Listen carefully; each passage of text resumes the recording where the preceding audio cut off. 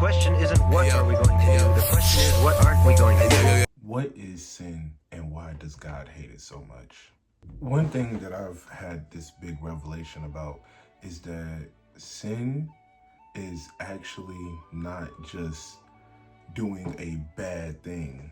See, God looks at sin with hatred. He does not like it. It's honestly the reason why we fall short. And I say it like that because that's exactly what sin is, falling short.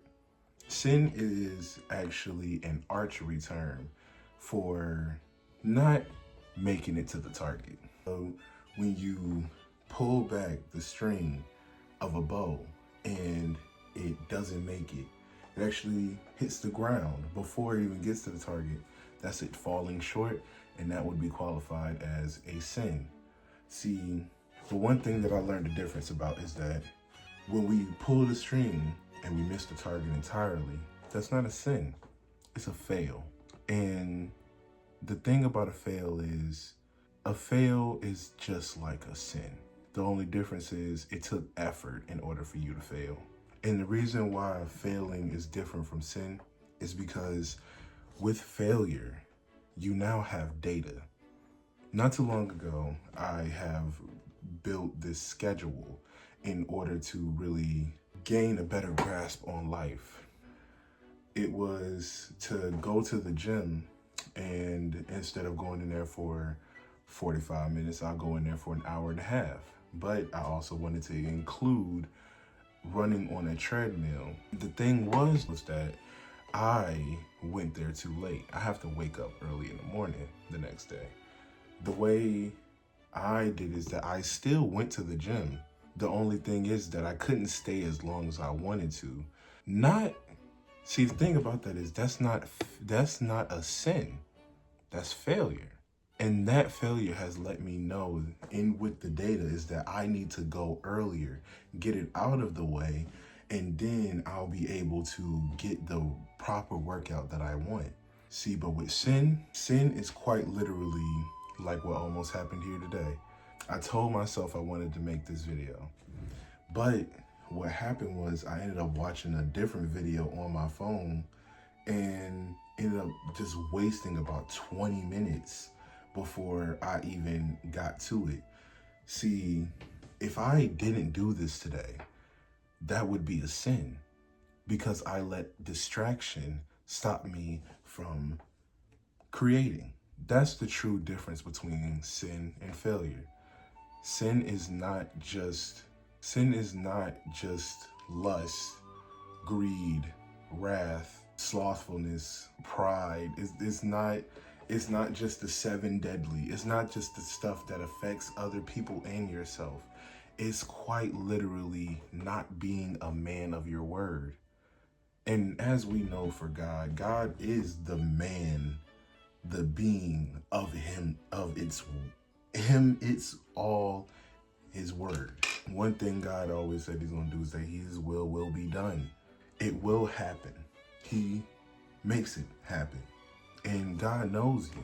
For you to become the person in his will, you have to go through the trial in order for you to become that person. But the thing is that when we are embedded in sin, again, sin is not always some bad thing. It's not when you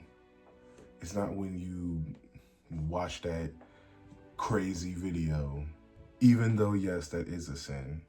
But sin is when you say, I'm going to go to school.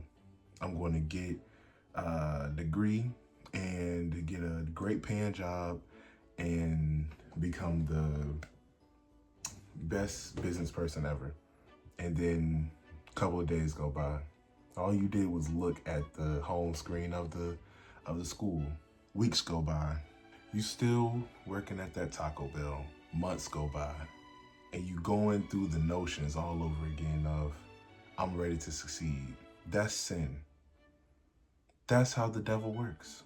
Because he can't stop you from your will. He can't stop you from what God has for you. So his next best thing is to distract you. I didn't know that. I didn't know that's what that meant, because distraction is a sin. That's lust. Did you know that? That's real lust. The love for the thing and instead of doing the thing you know is good.